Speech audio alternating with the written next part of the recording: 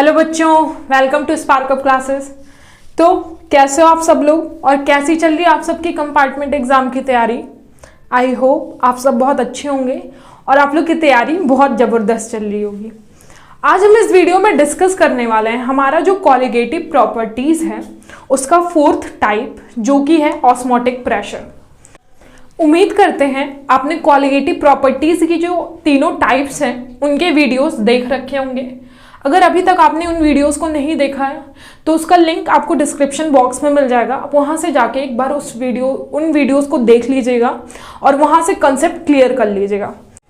अब चलिए हम चलते हैं अपने आज के टॉपिक की तरफ, जो कि है हमारा ऑस्मोटिक प्रेशर। ऑस्मोटिक प्रेशर को डिस्कस करने से पहले कुछ इंपॉर्टेंट टर्म्स हैं जो आप लोग को जान लेने चाहिए, जिससे जो हमारा ऑस्मोटिक प्रेशर है उसको समझने में आपको ईजी हो। तो हमारा जो फर्स्ट टर्म है वो है osmosis.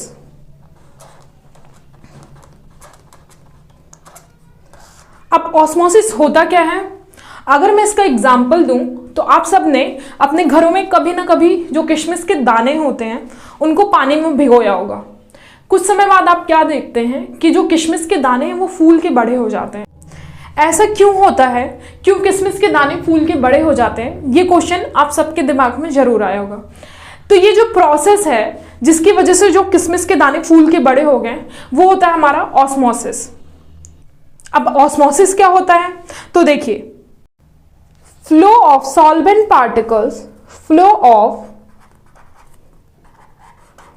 Solvent particles only through semi permeable membrane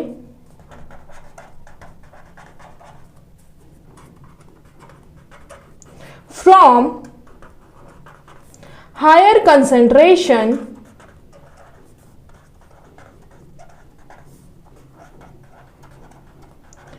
to lower concentration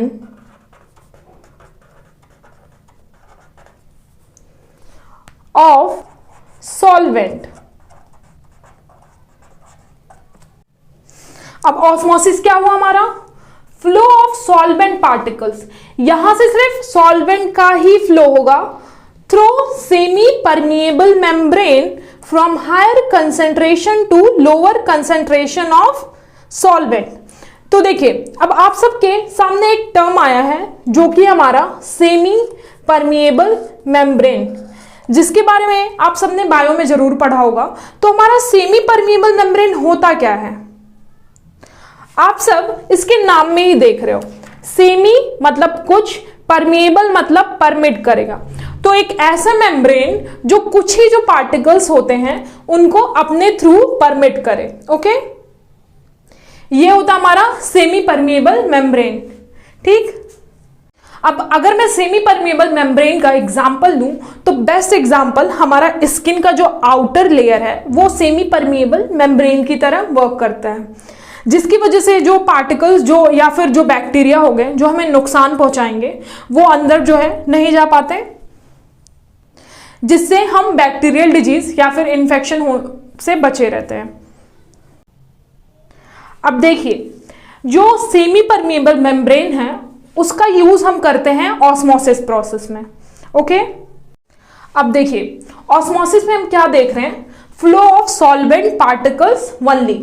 ऐसा क्यों, क्योंकि जो हमारा सेमी परमिएबल मेम्ब्रेन है वो सिर्फ जो हमारा सॉल्वेंट होता है उसी को अलाउ करता है, उसके थ्रू जाने के लिए सॉल्यूट को अलाउ नहीं करेगा।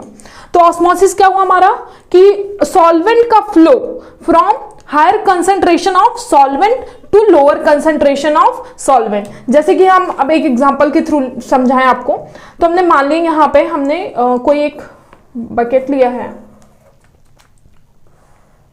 इसके मिड पॉइंट पे हमने यहां पे लगा दिया है सेमी परमिएबल मेम्ब्रेन।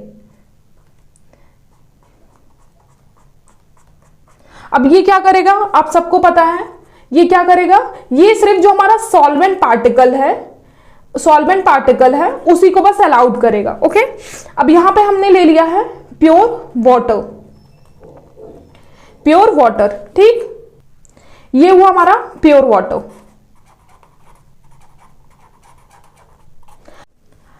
अब देखिए यहां पे हमने क्या लिया है, वाटर के साथ हमने मान लीजिए हमने नमक का यहां पे घोल ले लिया, तो उसमें क्या होगा, नमक NaCl के भी पार्टिकल होंगे प्लस वाटर का भी होगा, लेकिन यहां पे जो हमारा सॉल्वेंट है उसका जो कंसंट्रेशन है वो कम होगा देन इस पार्ट के कंसंट्रेशन से कम होगा।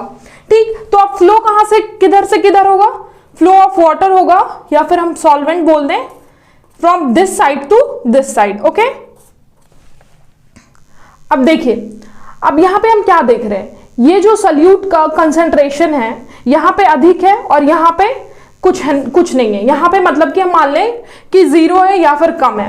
ठीक, तो यहां पे जो हम ऑस्मोसिस है उसको एक और तरह से डिफाइन कर सकते हैं, flow of solvent particle only through semipermeable membrane from pure solvent to solution. ये हमारा सॉल्यूशन हो गया और ये हमारा प्योर सॉल्वेंट हो गया, pure solvent to solution. Okay, या फिर हम इसको डिफाइन कर सकते हैं low concentration of solute, low concentration of solute to high concentration of solute. Okay, अब ये कैसे हुआ, अब देखिए यहां पे हमने क्या लिया है, हमारा जो सॉल्यूट है वो यहां पे NaCl है, तो यहां पे इसकी जो मात्रा है सॉल्यूट की वो ज्यादा है, यहां पे कुछ है ही नहीं, तो हम यहां पे क्या बोल सकते हैं ऑस्मोसिस को एक और टर्म में कि हमारा जो फ्लो है सॉल्वेंट का from low concentration of solute to high concentration of solute. Okay, उम्मीद करते हैं इतनी चीजें आपको समझ में आ गई होंगी। अब चलिए हम चलते हैं अपने मेन टॉपिक पे जो कि हमारा ऑस्मोटिक प्रेशर। अब ऑस्मोटिक प्रेशर होता क्या है, तो देखिए अब यहां पे हम क्या देख रहे हैं कि हमारा जो प्योर सॉल्वेंट है वो यहां से फ्लो हो रहा है, मतलब प्योर सॉल्वेंट से फ्लो हो रहा है हमारा सॉल्यूशन की तरफ, तो हमारा जो प्योर पार्ट है वो क्या हो रहा है, डिक्रीज हो रहा है और हमें क्या हो रहा है, नुकसान हो रहा है। अब इस नुकसान को रोकने के लिए हम क्या करेंगे, यहां पे हमारा जो सॉल्यूशन साइड है उस पे एक प्रेशर अप्लाइड करेंगे। ओके, अब ये प्रेशर हमने जो अप्लाई किया है वो इसलिए किया है कि हमारा जो ऑस्मोसिस का प्रोसेस है वो रुक जाए।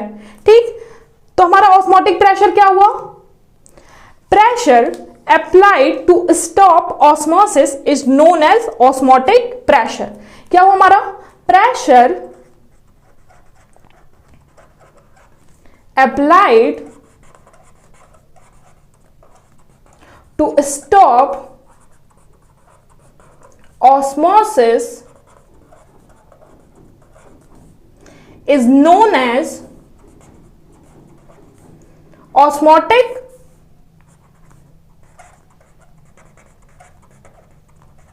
pressure, जिसको हम पाई से डिनोट करते हैं। ये आपका मैथ वाला पाई नहीं है जिसकी वैल्यू 3.14 हो, ये वो वैल्यू वो नहीं है, वो पाई नहीं है। हम यहां पे ऑस्मोटिक प्रेशर को डिनोट करते हैं पाई से।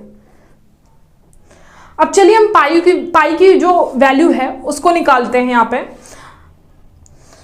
आप सबने आइडियल गैस इक्वेशन तो पढ़ा ही होगा, जो होता है हमारा PB is equal to nRT। अब यहां पे जो प्रेशर है P उसको हम लिख सकते हैं पाई, जो कि है हमारा ऑस्मोटिक प्रेशर, तो यहां पे क्या हो जाएगा, pi B is equal to nRT। अब ये जो हमारा वॉल्यूम का टर्म है उसको हम यहां लाएंगे, तो हो जाएगा pi is equal to N/B/RT। अब यहां पे आप क्या देख रहे हैं, ये जो हमारा टर्म है वो रिप्रेजेंट कर रहा है किसको, मोलैरिटी को, मोलैरिटी। ओके, तो यहां से हमारा जो पाई है वो हो जाएगा pi is equal to CRT। ये हो गई हमारी पाई की वैल्यू। अब ये C हो गया हमारा मोलैरिटी टर्म, मोलैरिटी, और R जो हो गया, R हमारा यहां पे हो गया गैस कांस्टेंट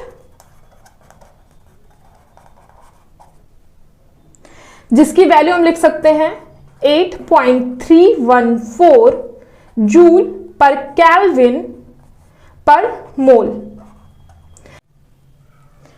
या फिर हम इसको लिख सकते हैं 0.0821 लीटर एटीएम पर केल्विन पर मोल। ओके, आई होप इतनी चीजें आपको समझ में आ गई होंगी। और ये जो हमारा टी है वो आप सबको पता है, टेम्परेचर है, टेम्परेचर, ठीक।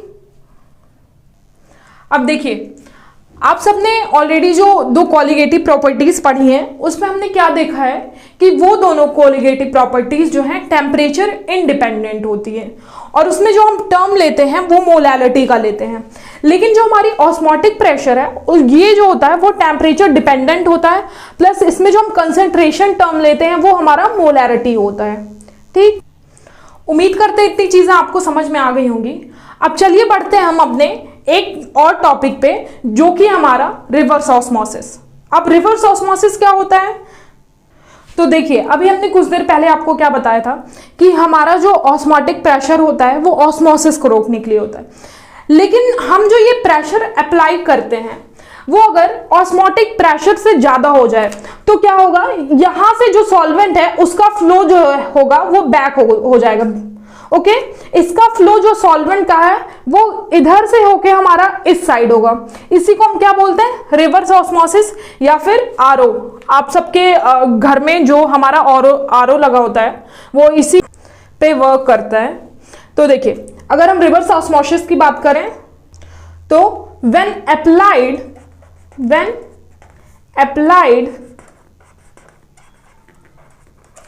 Pressure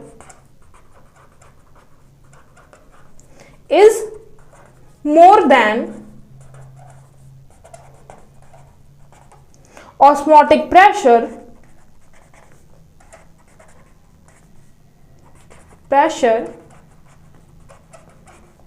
then solvent flow from solution to pure solvent, then solvent flow from